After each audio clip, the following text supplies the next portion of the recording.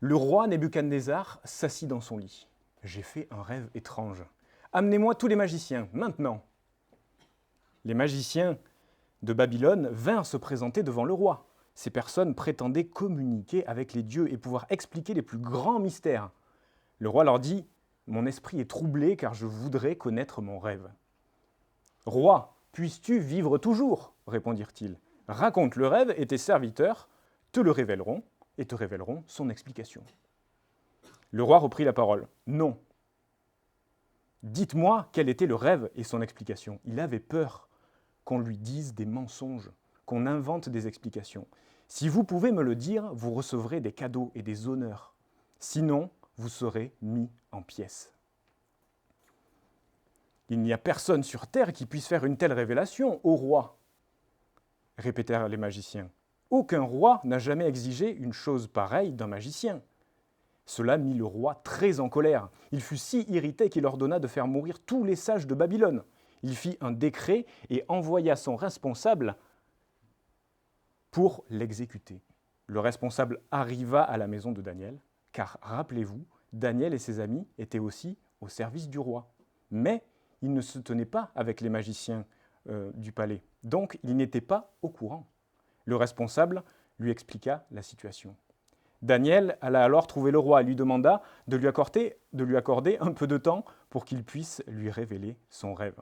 Puis il rentra chez lui et avec ses 3 compagnons, Anania, Michaël et Avaria, ils implorèrent la compassion de Dieu. Quel stress! Leur vie était en danger.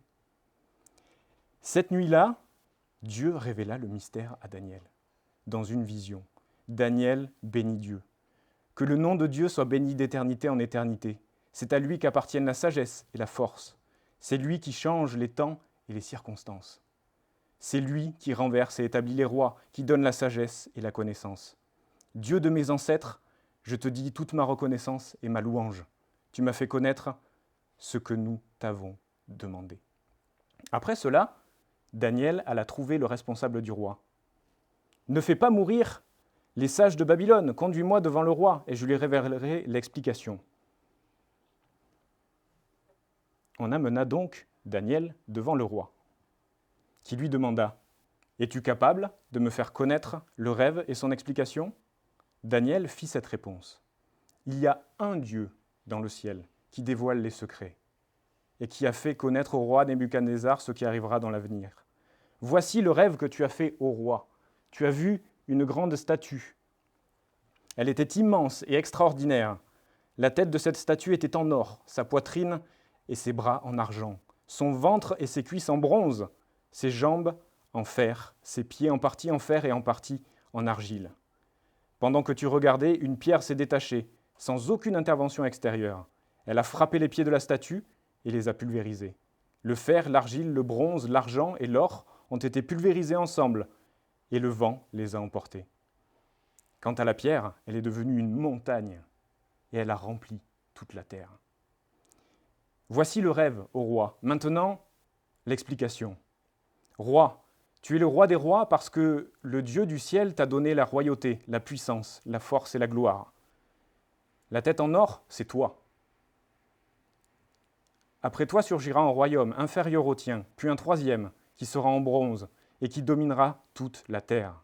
Ensuite un 4e royaume, solide comme du fer. Mais tu as vu le fer mélangé avec l'argile, donc en partie fort et en partie fragile. À l'époque de ces rois, le Dieu du ciel fera surgir un royaume qui ne sera jamais détruit. Il mettra fin à ces royaumes et il subsistera éternellement. C'est ce qu'indique la pierre que tu as vue se détacher. Le rêve est vrai et digne de confiance. Quand le roi entendit cela, il tomba la face contre terre et se prosterna devant Daniel. « C'est certain, c'est votre Dieu qui est le Dieu des cieux et le Seigneur des rois. Et il dévoile les secrets, puisque tu as pu dévoiler celui-ci. » Et le roi accorda à Daniel des cadeaux et le commandement de toute la province de Babylone. Quelle est ta réaction face à un problème ou devant une décision à prendre?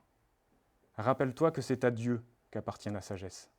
Tourne-toi vers lui et demande-lui quoi faire. Jacques 1,5 nous dit « Si l'un de vous manque de sagesse, qu'il la demande à Dieu, car lui la donnera, car il donne à tous généreusement et sans faire de reproches. » Dieu veut te répondre à toi personnellement, t'aider à faire ce qui est bien. Il te guidera à travers sa parole. Il a utilisé Daniel pour faire connaître au roi de Babylone que c'est lui le vrai Dieu, et qu'il établira un jour son royaume qui durera éternellement. Et il veut t'utiliser aussi. Tu peux lui faire confiance en toutes circonstances, même celles que tu ne comprends pas. On prie ensemble ? Éternel, merci parce que tu es Dieu, et merci parce que tu nous aimes. Et on te prie, Seigneur, de nous conduire par ta sagesse dans toutes les décisions qu'on a à prendre au quotidien, dans tous nos problèmes, dans toutes nos difficultés. Et merci parce qu'on peut compter sur toi, on peut s'appuyer sur toi et on veut s'appuyer sur toi. Aide-nous, Seigneur, s'il te plaît, à te faire plus confiance, à avoir encore plus foi en toi et à marcher avec toi, Seigneur, à te suivre, toi. On t'aime, Jésus, en ton nom. Amen.